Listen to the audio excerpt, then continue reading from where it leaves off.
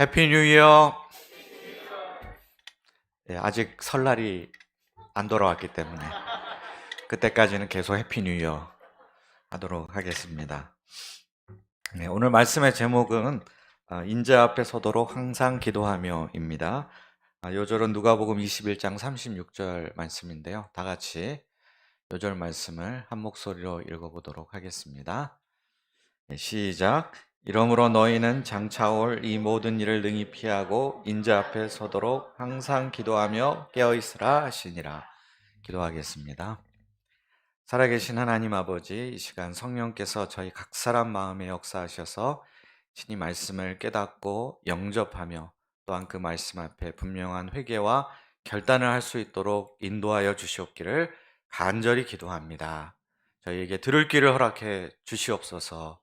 예수님의 이름으로 기도합니다. 우리가 잘 아는 로댕의 생각하는 사람이라는 조각상이 있습니다. 이 사람은 무슨 생각을 그렇게 골몰하게 하고 있을까요? 내 속옷은 어디 갔지? 라는 생각을 한다는 철진한 유머가 있습니다. 이 조각상은 원래 지옥의 문이라고 제목이 붙여 있는 거대한 조각품의 일부입니다. 로댕이 단테의 신곡에서 영감을 얻어서 지옥으로 향하는 사람들을 보며 깊이 고뇌하고 있는 인간의 모습을 담아 묘사한 것입니다. 오늘 말씀을 보면 평소 아무 생각 없이 살던 제자들이 예수님의 말씀을 듣고 이 세상의 종말과 예수님의 재림에 대해서 심각하게 깊이 고민하기 시작하는 모습이 나옵니다. 우리에게도 오늘 말씀이 평소에 많이 생각해 보진 않았지만 종말과 재림의 문제에 대해서 다시 한번 깊이 생각해 보는 계기가 되기를 기도합니다. 5절과 6절을 보겠습니다. 어떤 사람들이 성전을 가리켜 그 아름다운 돌과 헌물로 꾸민 것을 말하였습니다. 당시 성전은 완공에 이르기까지 84년이나 되는 기간이 소요되었고 예루살렘시 전체 면적의 6분의 1을 차지할 정도로 거대하고 웅장한 건물이었습니다. 하얀 대리석으로 기둥과 벽이 세워졌습니다. 그리고 내부와 성전 문은 사람들이 헌물로 바친 금으로 입혀졌습니다. 여기에 햇볕이 반사되면 눈이 부셔서 도저히 성전을 쳐다볼 수 없었습니다. 이것이 당시 성전의 트레이드 마크와 같은 것이었습니다. 다른 복음서에 보면 여기에 언급한 사람들이 예수님의 제자들이었다라는 것을 알 수 있습니다. 제자들은 성전의 위용에 놀라며 감탄사를 연발했습니다. 와, 선생님, 이 건물들이 어떠하며 이 돌들이 어떠합니까? 정말 기가 막히네요. 죽이지 않습니까? 그런데 예수님은 제자들의 이런 들뜬 분위기에 찬물을 쫙 끼얹으십니다. 날이 이르면 돌 하나도 돌 위에 남지 않고 다 무너뜨려지리라 말씀하십니다. 예수님이 이런 충격적인 예언을 하시는 이유가 무엇입니까? 그것은 바로 성전 내부에 만연하고 있던 부패와 타락을 보셨기 때문입니다. 성전을 중심으로 지난주 말씀에 나왔던 사두개인들이 기득권 세력을 형성하고 있었습니다. 그들은 종교 지도자임에도 불구하고 하나님께 대한 신앙이 없는 자들이었습니다. 그들은 오직 현실 가운데 자신의 부와 권력을 증대시키는 일에만 혈안이 되어 있었습니다. 그들은 성전을 비즈니스 모델로 삼아서 그것으로 돈을 버는 정치와 돈과 걸탁된 종교 자영업자들이었다라고 말해도 과언이 아닙니다. 이처럼 성전의 겉모습은 매우 크고 화려했지만 안으로는 썩을 대로 썩어서 악취가 진동을 하고 있었습니다. 예수님은 이러한 성전에 하나님의 공의로운 심판이 임할 수밖에 없다라는 사실을 내다보고 계신 것이었습니다. 전 세계 가장 큰 교회 50개 중에 한국에 몇 개나 있을까요? 미국 크리스찬 월드지의 발표에 따르면 23개가 한국에 있다고 합니다. 거의 절반에 육박합니다. 대망의 1위도 당연히 한국에 있습니다. 우리가 잘 아는 여의도에 있는 그 교회가 1등입니다. 우리가 이렇게 늘 아남센터 본관과 교육관을 오가다가 이런 교회 근처에만 가도 그 크기와 화려함에 놀라게 됩니다. 특히 저 강남 서초동에 있는 그 유명한 교회 앞에 가면 누구나 다 기가 죽기 마련입니다. 그러나 이런 사실에 마냥 감탄하고 또 한국교회 이런 큰 교회들이 있다는 것에 자부심을 가질 만한 것일까요? 과연 한국교회는 그 화려한 명성과 겉모습에 걸맞는 영성과 믿음을 소유하고 있는 것일까요?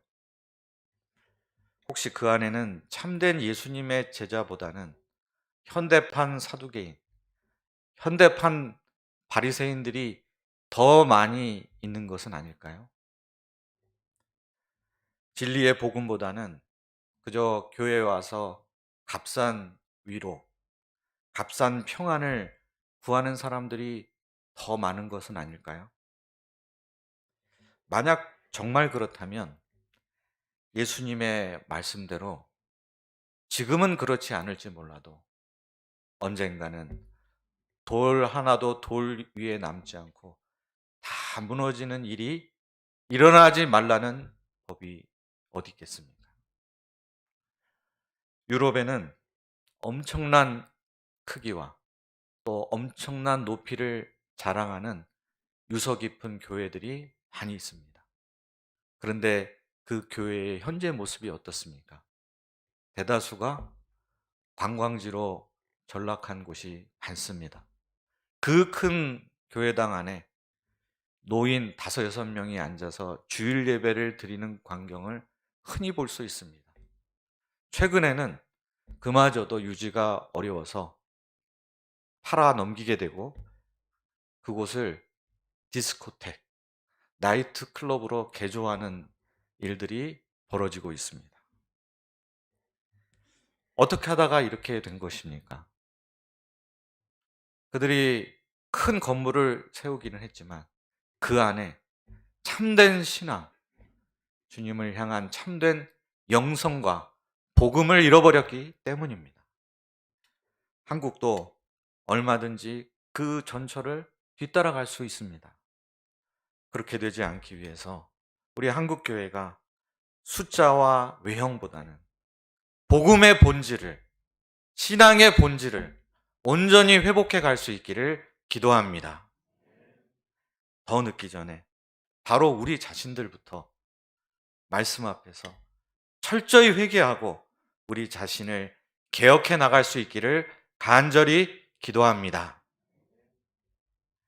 성전 멸망에 대한 말씀을 들은 제자들은 예수님께 이렇게 나와 질문합니다. 어느 때 이런 일이 있겠사오며 이런 일이 일어나려 할 때에 무슨 징조가 있겠사옵니까? 이 질문은 1차적으로 성전 멸망의 시기와 징조에 관한 질문입니다. 아울러 이 질문은 세상 종말의 시기와 그 징조에 대한 질문이기도 합니다. 왜냐하면 유대인들에게 있어서 성전의 멸망이란 곧 이 세상의 종말과도 같은 의미를 갖고 있었기 때문입니다. 이에 대해 예수님은 말세에 일어날 일들이 무엇이며 그런 일들이 일어날 때 예수님의 제자들은 어떻게 그 상황에 대처해야 되는가에 대해 가르쳐 주십니다. 첫째, 미혹을 받지 않도록 주의해야 합니다. 9절부터 11절까지는 예수님께서 말세에 일어날 여러 가지 재난들에 대해서 말씀해 주고 계십니다. 재난에는 내란이나 전쟁과 같이 사람들이 일으키는 재난도 있고 지진, 기근, 전염병과 같은 자연재해도 있습니다. 이런 재난의 소식이 들려올 때 우리들이 주의해야 할 것이 무엇이겠습니까? 8절을 보겠습니다. 8절 말씀을 다 함께 한 목소리로 읽어보도록 하겠습니다. 시작. 이르시되 미혹을 받지 않도록 주의하라. 많은 사람이 내 이름으로 와서 이르되 내가 그러하며 때가 가까이 왔다 하겠으나 그들을 따르지 말라. 재난이 일어나면 사람들은 불안해하고 두려워합니다. 이대로 가다가 곧 세상이 멸망하는 것은 아닐까라는 생각이 들어옵니다. 이럴 때마다 무언가를 의지하고 기대고 싶은 심리가 생겨납니다. 사람들의 이런 심리를 이용하는 자들, 곧 이단 사이비 세력이 등장하게 됩니다. 이들은 뭐하라? 그 재난의 소식을 너희도 들었느냐? 이것은 이 세상에 종말이 임박했다는 징조인 것이다. 그런데 여기서 살아날 유일한 길이 있으니 곧 나를 따르라. 내가 곧 재림 예수니라. 라고 단언하며 사람들을 끌어모읍니다.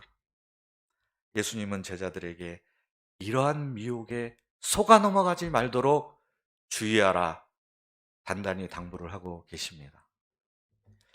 오늘날에도 많은 거짓 예수, 재림 예수가 있습니다. 현재 대한민국에는 몇 명의 재림 예수가 있을까요? 50명 정도가 있다고 합니다. 서로 만나서 좀 대화와 토론을 해봤으면 좋겠습니다. 이 중에 가장 대표적인 인물로 신천지의 이만희가 있습니다. 이런 이단들의 공통되는 특징은 종말을 강조한다는 것입니다. 신천지는 그래서 요한계시록을 끌고 와서 자기 입맛대로 가르치면서 종말의 때가 임박했다라고 사람들을 겁줍니다. 그런데 여기서 살아남으려면, 여기서 구원받으려면 14만 4천 명에 들어야 한다라고 말을 합니다. 그런데 큰 문제가 생겼습니다. 신천지의 등록 교인이 이미 17만 명이 넘었습니다. 나머지 3만 명, 4만 명 정도는 여기서 탈락할 수밖에 없는 이런 난감한 문제에 처하게 됐다고 합니다. 재림 예수를 주장하지는 않는다 할지라도 종말론을 기초로 해서 괴이한 음모론을 퍼뜨리고 현실 도피를 유도하는 거짓 교사들이 많이 있습니다. PD수첩에서 고발했던 모 목사는 종말의 때가 가까웠으니 피지섬으로 피난을 가야 된다. 피지섬만이 구원의 장소다 하면서 많은 사람들을 끌어모아 사회적 물의를 일으키기도 했습니다.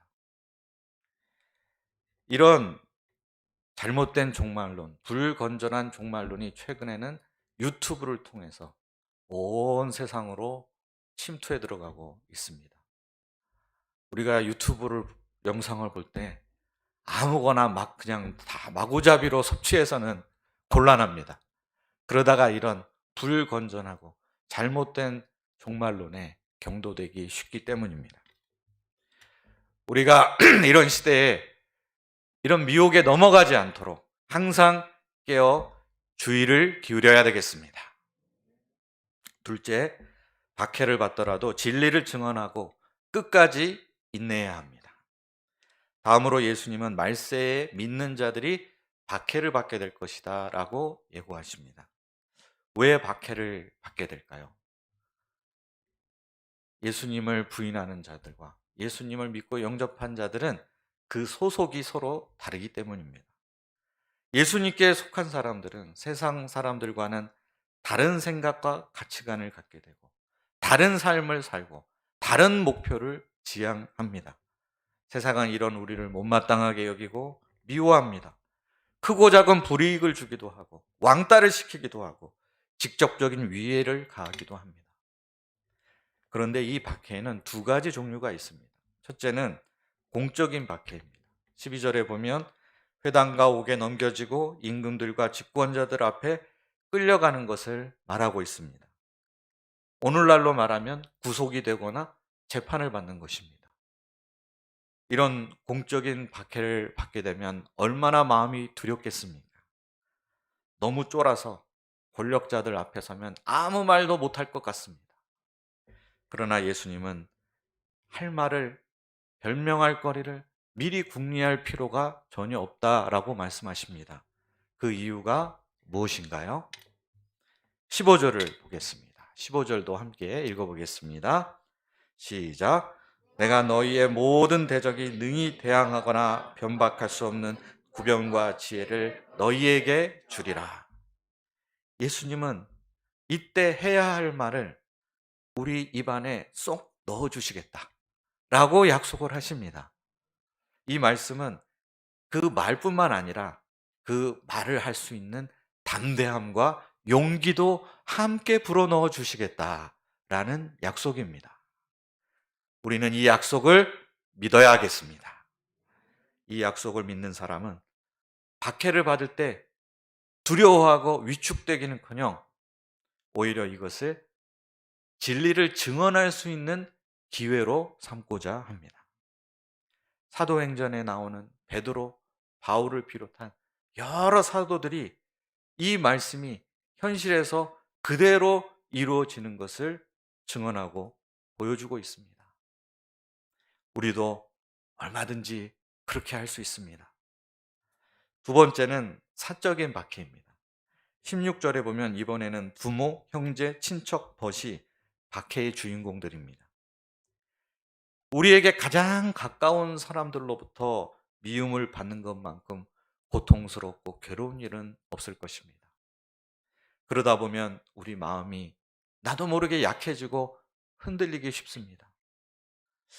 그냥 두 눈 다 감고 타협하면 안 될까? 나 이제 교회 안 나갈 테니까 나 미워하지 말아줘. 이렇게 말해버릴까? 이렇게 흔들릴 수 있는 우리에게 예수님은 어떤 말씀을 주십니까? 19절입니다. 함께 읽겠습니다. 시작. 너희의 인내로 너희 영혼을 얻으리라.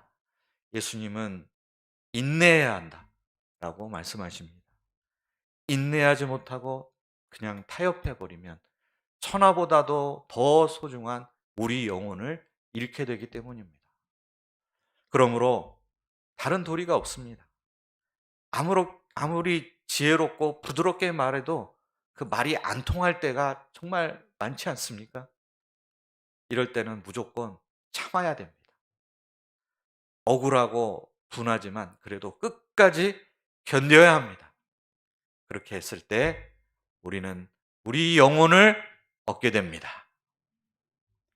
2017년 미국의 고든 코넬 세계 기독교 연구센터에서 보고한 박해받는 크리스천에 대한 연례 보고서에 따르면 2005년부터 2015년까지 매해 약 9만 명의 크리스천이 목숨을 잃어서 10년 동안에 90만 명이 순교를 당했다고 합니다.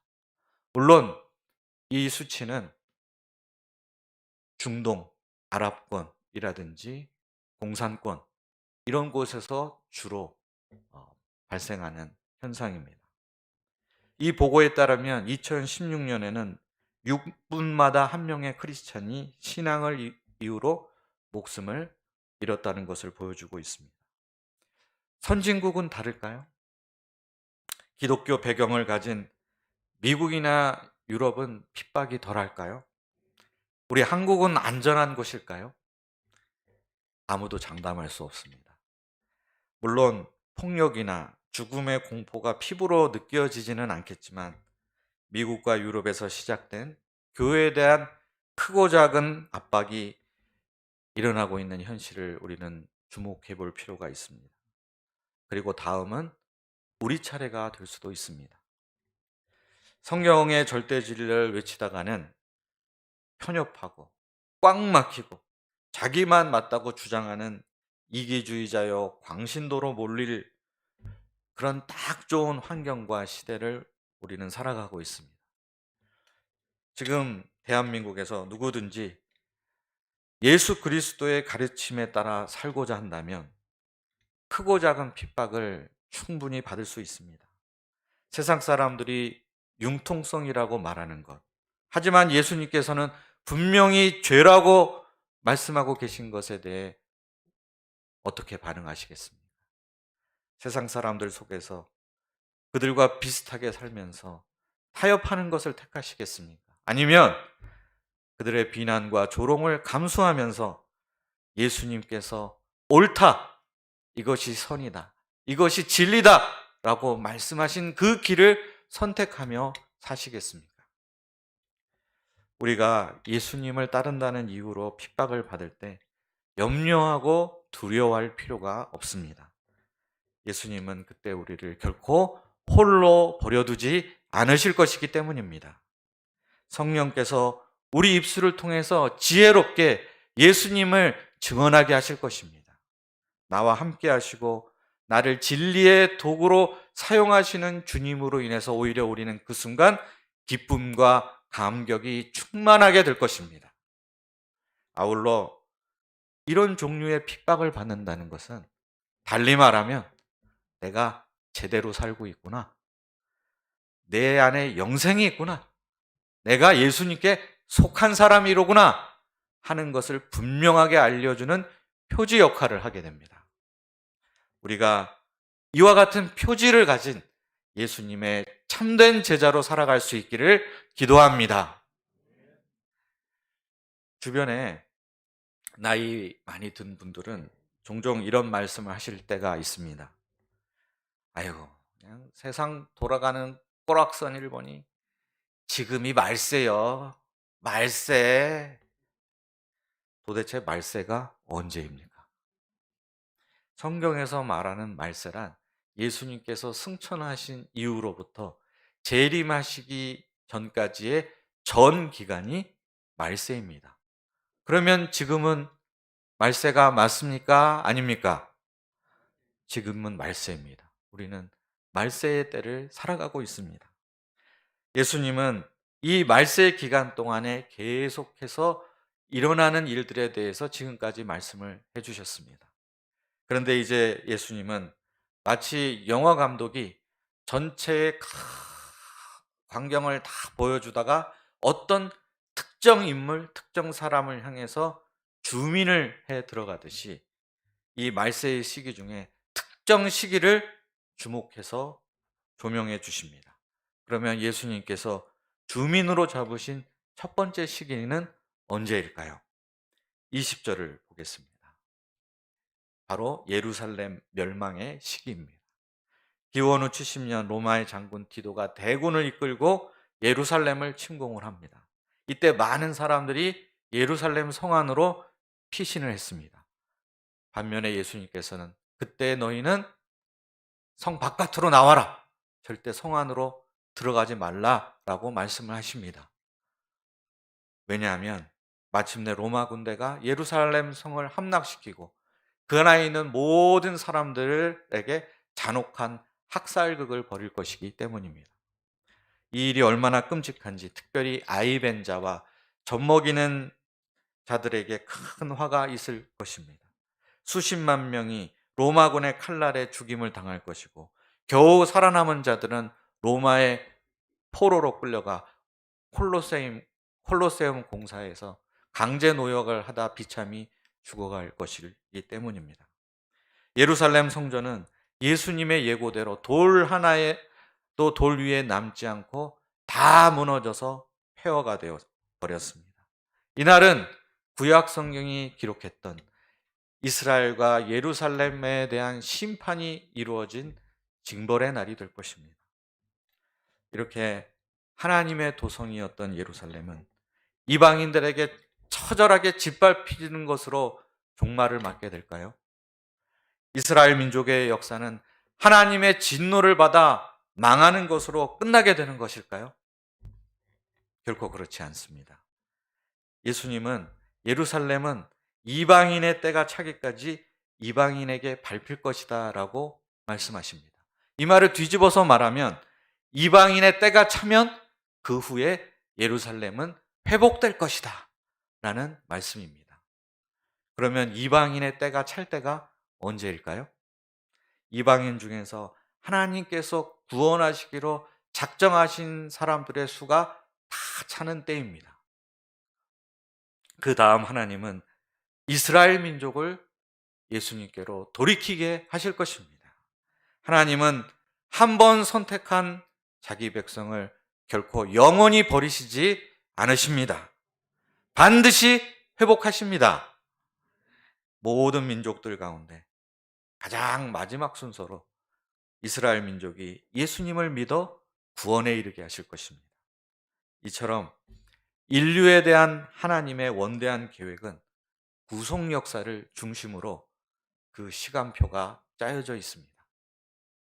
이 모든 구원의 계획이 다 성취된 후에는 어떤 일이 일어나게 되겠습니까? 이제 카메라는 예수님의 재림 직전의 시기로 줌인을 해 들어갑니다. 25절을 보겠습니다. 25절에 따르면 그때에는 온 우주 가운데 대격변이 일어나게 됩니다. 질서가 무너지고 모든 것들이 뒤죽박죽되어 혼란스럽게 됩니다. 사람들은 이런 변화에 적응하지 못하고 우왕좌왕하게 될 것입니다. 곧이어 일어날 일을 생각하다가 너무 무서워서 기절하게 될 것입니다.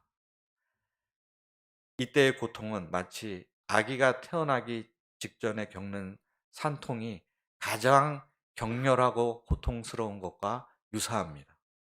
그러면 이 이후에 어떤 일들이 일어나게 되겠습니까?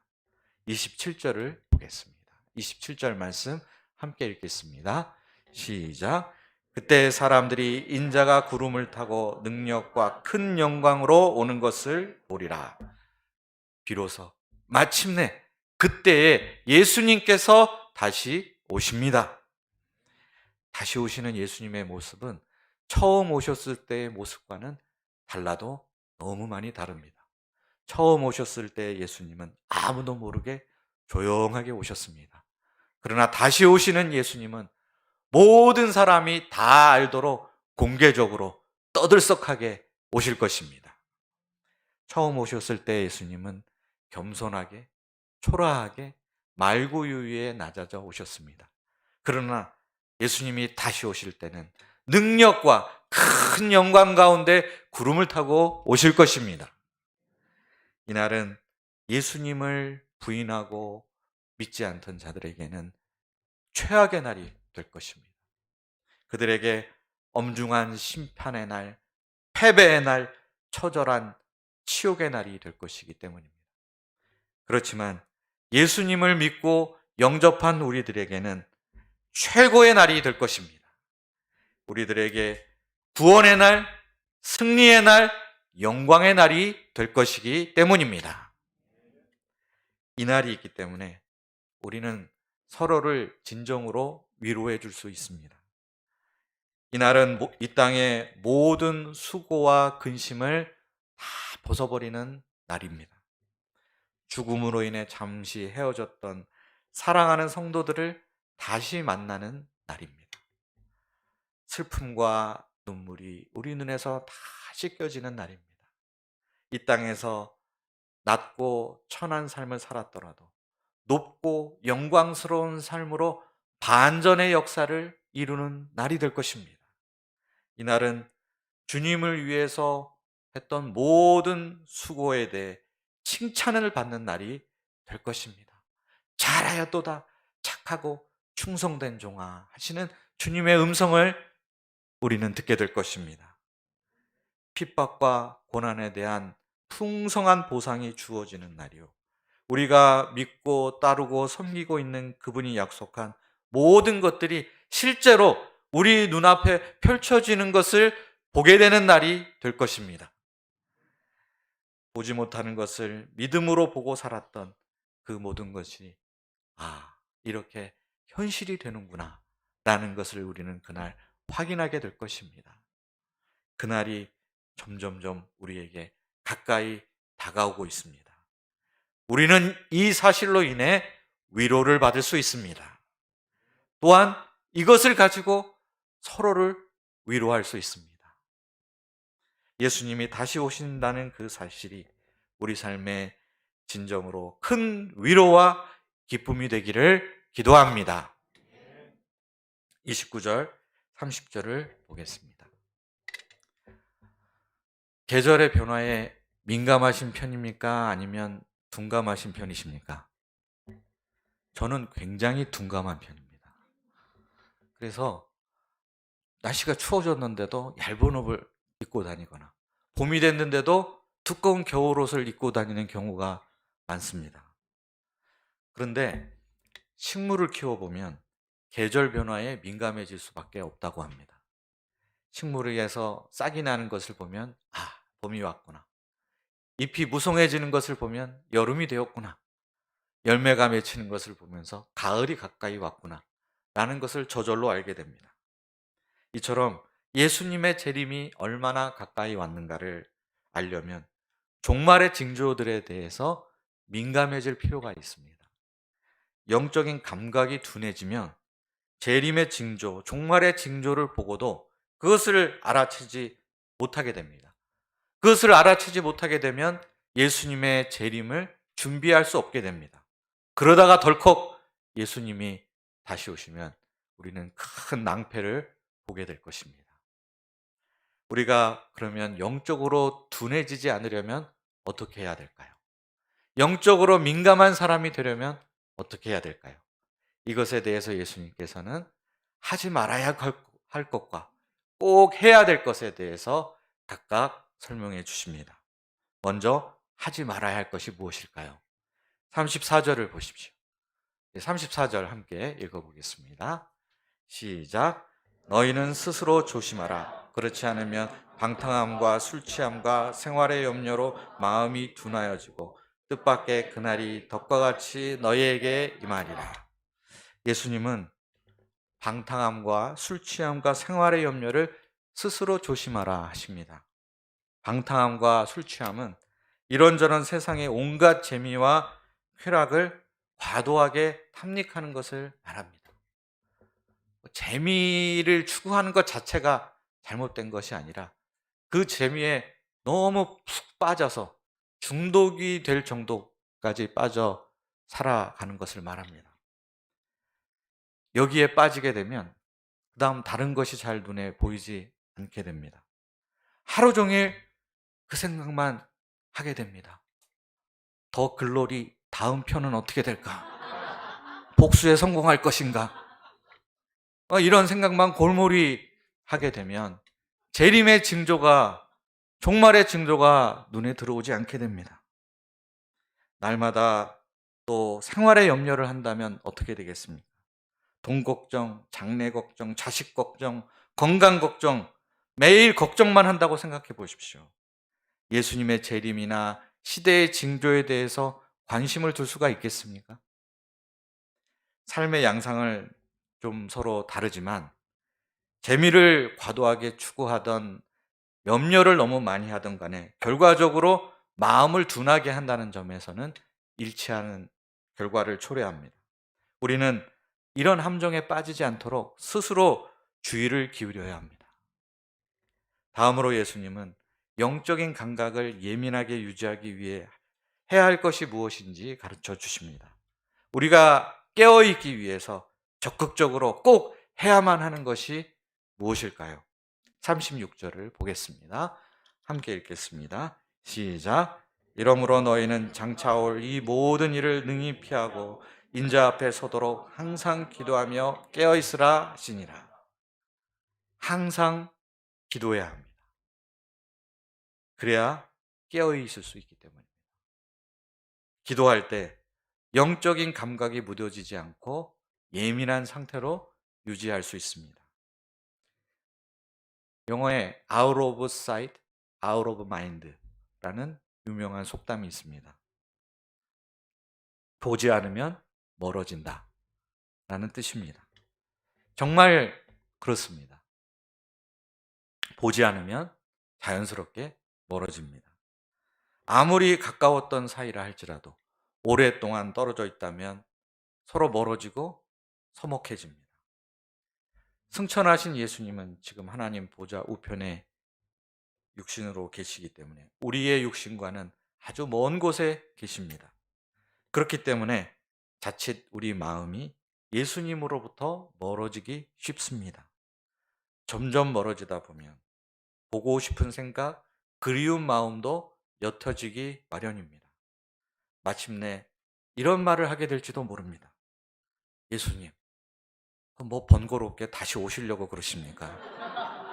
그냥 거기 좋은데 그냥 계셔요. 여기 굉장히 복잡하고 시끄러워서 안 오시는 게 좋을 것 같아요. 그리고 제가 예수님 오시면 좀 어색할 것 같거든요. 안 오셔도 됩니다. 라고 말하는 이상한 신자가 될 수 있습니다. 이렇게 되지 않으려면 평소에 예수님 앞에 서는 삶을 지속적으로 실천해야 합니다. 그것이 바로 우리의 기도 생활입니다. 온라인으로 계속 만나다 보면 또 오프라인에서도 반갑게 만나게 됩니다. 이처럼 지금 기도를 계속해야 나중에 오프라인에서 예수님 만날 때 그 예수님을 반갑게 맞이할 수 있습니다. 그래야 재림하신 예수님을 배울 때 전혀 어색하지 않고 진심으로 예수님 너무 보고 싶었습니다.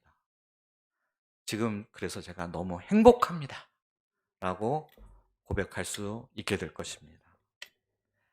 하나님은 지금도 우리에게 종말의 징조들을 계속해서 보여주고 계십니다. 우크라이나 전쟁은 아직도 진행 중이고 대만에서 전쟁의 징후가 또 우리 한반도에서 전쟁의 위험이 점점 높아지고 있습니다. 미국은 이상 한파가 찾아와서 영화 투모로우가 현실이 되는 것이 아니냐라는 말이 돌고 있고 유럽에서는 이상 고온 현상이 지속되면서 한겨울인데 25도가 넘는 곳이 많아서 해수욕을 하는 사람들도 나타나고 있다고 합니다. 이 모든 것은 오랫동안 얘기해왔던 기후위기가 실제로 우리 코앞으로 다가오고 있다는 것을 말해주고 있습니다. 또한 우리 가까운 저 백두산이 곧 폭발할 가능성이 100%다 라는 연구 결과가 나왔습니다.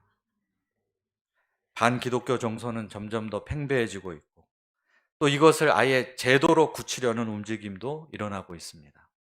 우리는 이러한 징조들을 보면서 정신을 차려야 됩니다. 주님이 반드시 다시 오신다 라는 사실을 기억하고 깨어 기도해야 하겠습니다. 언제 주님이 다시 오실지 모르는 이때에 온 지구상에 거하는 모든 사람들에게 임하는 심판이 다가오는 이때에 그 사실을 알면서도 세상 쾌락에 빠져 사는 것, 방탕함에 잠겨 있는 것, 세상에 이 사실을 경고하지 않는 것, 이 세상이 영원할 것이라고 믿는 사람처럼 세상 사람들과 똑같은 삶을 살아가는 것, 생활의 염려로 마음이 둔하여져서 세상 종말에 전혀 신경 쓰지 않고 산다는 것은 참으로 슬프고 비통한 일이 아닐 수 없습니다. 깨어 기다려야 합니다. 그런데 이 깨어 기다리는 삶은 우리 혼자의 노력만으로 쉽지 않은 일입니다. 우리가 그래서 함께 해야 할 일입니다. 그러므로 우리가 서로 권면하기에 힘써야 되겠습니다. 서로 우리 주위에 혹시 잠자는 사람이 있나? 말씀을 듣는데 졸고 있는 것은 아닌가? 이렇게 살펴보고 깨워줘야 되겠습니다. 무엇보다도 우리가 함께 기도해야 되겠습니다. 그냥 만나서 기도합시다. 오프라인이 어려우면 온라인에서라도 수시로 만나서 기도를 해야 되겠습니다. 줌으로 기도하고 카톡으로 기도하고 전화로도 기도할 수 있습니다. 우리 2023년 우리 아남일부의 모토를 제가 생각해 봤습니다. 그냥 만나서 기도하고 헤어지자. 그냥 만나서 자고 있나 깨어 있나 이거 서로 확인해 주고 서로 깨워주고, 그러다 보면 기도 제목이 뭔지도 알게 되고, 그럼 헤어질 때 한마디씩 기도하고 헤어지면 어떨까요? 그러면 우리가 2023년 항상 기도하며 인자 앞에 설 수 있도록 깨어있는 상태로 살 수 있지 않을까요? 우리는 태생이 그냥 만나는 것을 굉장히 어색해하는 것 같습니다. 아니 뭐 양도 없는데 뭐 목자끼리 왜 만나?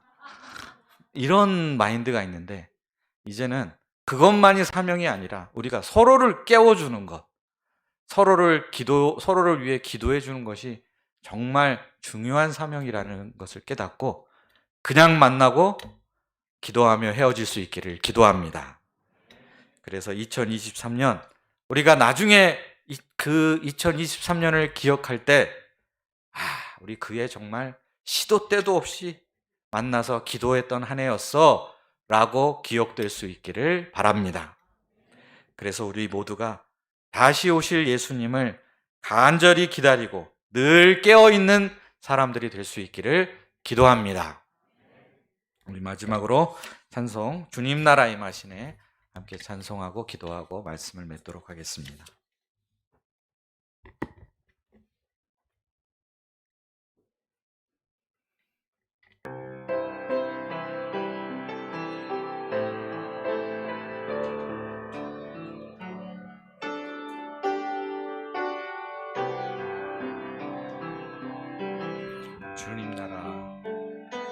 주님 나라 임하시네. 주의 날은 멀지 않았네. 너는 일어나 주를 따르라. 하나님 널 부르시네. 세상은 아직 어둠 속에 빛 대신 주 보기 원하네. 너는 일어나 그 빛을 바라라. 주님의 영광 내게 임했네. 일어나 주 위에 서라. 강한 용사여. 주님이 너와 함께 하시네. 주께서 다시 오실 길 그 길 예비하라. 영광의 주님 오 만왕의 왕 곧 오시네. 다시 한번 주님 나라. 주님 나라 임하시네. 주의 날은 멀지 않았네. 너는 일어나 주를 따르라. 하나님 널 부르시네. 세상은 아직 어둠 속에 빛 대신 주 보기 원하네.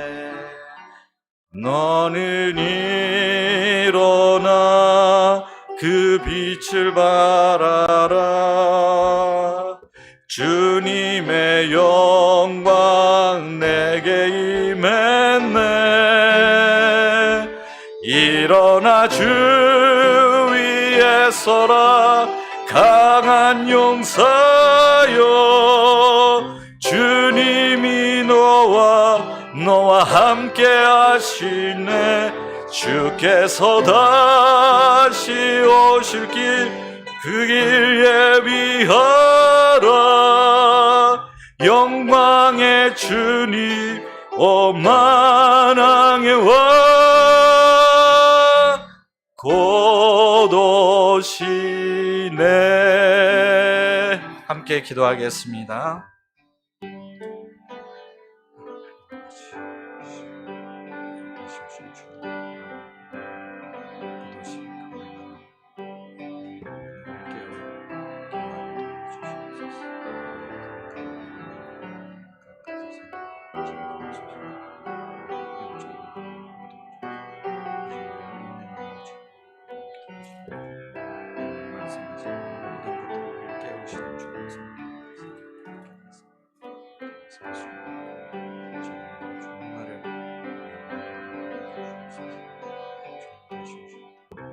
기쁨으로 맞아 주시옵소서. 쾌락과 또 세상의 운명이 우리의 마음에 묻어지지 않게 우리의 마음을 지켜주시옵소서. 하나님 아버지, 아버지 어두운 가운데 세상에서 빛을 주시옵소서.